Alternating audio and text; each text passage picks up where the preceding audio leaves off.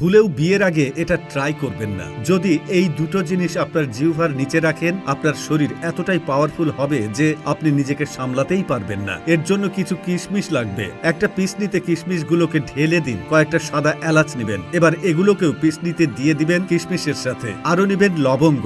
লবঙ্গগুলোকে কিশমিশ আর এলাচের মধ্য দিয়ে দিন। এবার এগুলোকে গুঁড়ো করুন। এখানে ব্লেন্ডারে দিয়ে এ কাজ করতে যাবেন না, পিসনিতেই পিষে নেবেন। সময় একটু বেশি লাগুক সমস্যা নেই। এটা গুঁড়ো হতে হতে অন্যদিকে নিয়ে নিন কলা। কলা ভুল হবে, কলার খোসা লাগবে। এই কলার খোসার উপরের যে প্রলেপটা আছে সেটাকে চামচের সাহায্যে আস্তে আস্তে বের করে নিন। সবগুলো খোসা থেকে এটাকে বের করে নিতে হবে। এই দেখুন, এই পরিমাণ হয়েছে। এটাকে এবার চামচ দিয়ে মিহি করে নিন। এখানে চামচ দিয়ে চেপে চেপে এটাকে একেবারে এমন জেলের মতো বানাতে হবে। এবার একটা লেবু নিন, এটাকে স্লাইস করে কেটে নিন, আর এর থেকে এক স্লাইস সেই কলার উপরে দিয়ে দিন। খুবই সামান্য একটু লবণ এতে দিয়ে দিবেন, বেশি দিতে যাবেন না। আর এটাকে মিশিয়ে নেবেন ভালো করে। এরপর এতে দিয়ে দিন সামান্য একটু টুথপেস্ট। এখানে বাসায় যে পেস্ট আছে সেটাই দিবেন। টুথপেস্ট দিয়ে এটাকে মিশিয়ে নিন ভালো করে। এটা মিক্স হতে হতে জানিয়ে দিতে পারেন আপনি কোথা থেকে ভিডিওটি দেখছেন, যাতে পরের ভিডিওতে আপনাকে ধন্যবাদ জানাতে পারি। এরপর এটা রেখে দেব।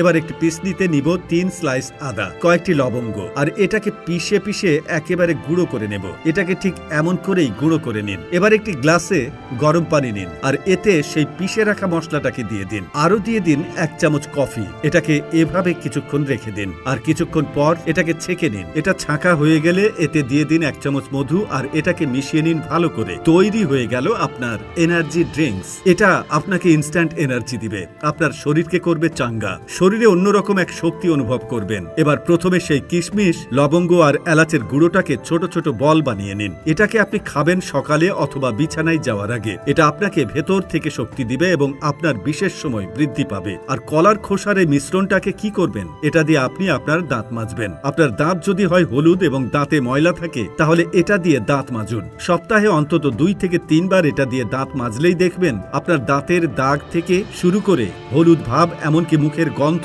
দূর হয়ে গেছে। এই ঘরোয়া পদ্ধতিগুলো শরীরের দুর্বলতা কাটাতে এবং বিশেষ মুহূর্তের কার্যক্ষমতা বাড়াতে সত্যিই সহায়ক হতে পারে। প্রথম মিশ্রণটি অর্থাৎ কিশমিশ, এলাচ ও লবঙ্গের গুঁড়ো, যা জিহ্বার নিচে রাখার কথা বলা হয়েছে, তা মূলত প্রাকৃতিক উদ্দীপক হিসেবে কাজ করে। এই উপাদানগুলো রক্ত সঞ্চালন বাড়াতে এবং স্ট্যামিনা বৃদ্ধিতে সাহায্য করতে পারে, যার ফলে পাওয়ারফুল অনুভূতির কথা বলা হয়েছে। মনে রাখবেন, এর প্রভাব প্রত্যেকের উপর ভিন্ন হতে পারে এবং এটিকে কোনো অলৌকিক প্রতিকার হিসেবে না দেখে একটি স্বাস্থ্যকর লাইফস্টাইলের অংশ হিসেবে গ্রহণ করা উচিত। সব মিলিয়ে এই টিপসগুলি সম্পূর্ণ প্রাকৃতিক উপায়ে নিজেকে ফিট এবং সক্রিয় রাখার একটি প্রচেষ্টা। তাই বন্ধুরা, এই ভিডিওটি আপনার কাজে আসবেই।